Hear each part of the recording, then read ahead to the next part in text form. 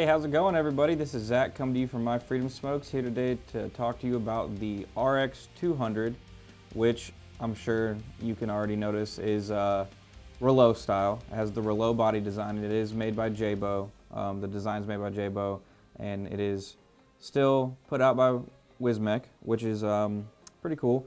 The RX200 is a different chip than the DNA200, and it's still, like I said, uses the Reuleaux body. So if you like the Reuleaux body, then you can go ahead and still get an RX200 if you can't get your hands on a DNA200 or you don't want to spend the money for the DNA200, because the RX200 is about half the price, but it's still an amazing device. I'm not too sure on the price right now, so I don't want to say that. I just know that it's half the price. I know that it's half the price just about everywhere else, so I can only assume that we're going to do the same, if not treat you guys better to a little bit cheaper. You know, that's what we like to do at MyFreedomSmokes. Get you guys vaping, still have money in your pockets. We're not trying to burn through your money.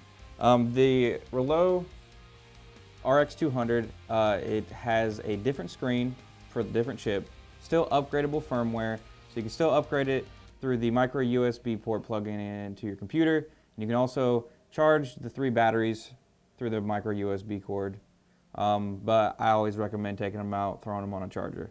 The RX200, it offers 4 different modes, which is TC-NI, which is temperature controlled for nickel, TC-TI, which is temperature controlled for titanium, TC-SS, which is temperature controlled for stainless steel, and then VW, which is variable wattage mode, which is normally what I use.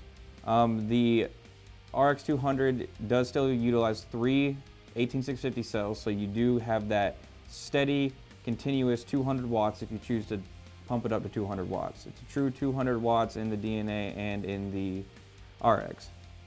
The screen is a little bit different. It does have a hit counter on how long you're hitting it, and it also does use the 3-click method on the power button. You click it 3 times, then it's going to switch to TC-NI 3 more times, TC-TI 3 more times, TC-SS 3 more times, VW, which is again variable wattage, which I like that a lot. It doesn't make it annoying on trying to figure out how to set the temperature or anything like that. It does read down to 0.05 up to 1.5 ohms for temperature control on all 3, and then it also does read down to a 0.1 and reads up to 3.5 ohms for variable wattage, which is pretty cool. You have a wide range of what you can build or what you can throw on this thing. For temperature controlled, it reads up to down to 100 degrees Celsius up to 300 degrees Celsius, 200 degrees Fahrenheit up to 600 degrees Fahrenheit. So again, you have a wide range of what you can do with this thing. The measurements for this thing is 50 millimeters by 40 by 84. It is 510 threaded. It does have a 0.69 millimeter OLED screen. Like I said, this screen is a little bit different. And that's pretty much about the only differences between this thing. This thing does not have any customizable profiles, and that's one of the main differences between the DNA and the RX. No customizable profiles, but if you're not into the whole customizing thing, then I recommend an RX for you, because like I said, it's half the price and it just vapes. It does what you need, pushes out what you want. And the upgradable firmware will keep you up on the vaping evolution, so you can be on the up and up with any upgradable firmware for the RX, which is pretty cool. This thing is, I'd say, more user-friendly than the DNA200 on the account that you don't need to deal with the Evolve eScribe. So I'd say that this is even good for beginners if you just want a device that's going to push out whatever you need and is able to handle whatever you're throwing on it, whether it be a high ohm tank for high PG juice, if that's what you're into, or a low ohm tank or a low ohm build on whatever RDA you're using. I really enjoy the RX200. I still got my DNA200, which I'm also enjoying. The DNA200, like I said, is just a little bit more customizable on your profiles and stuff like that, and what you can and can't do with the screen. This is just for the strict vapor user that just wants something that they can pick up and go with. They don't need to plug it in, they don't need to program profiles or anything like that.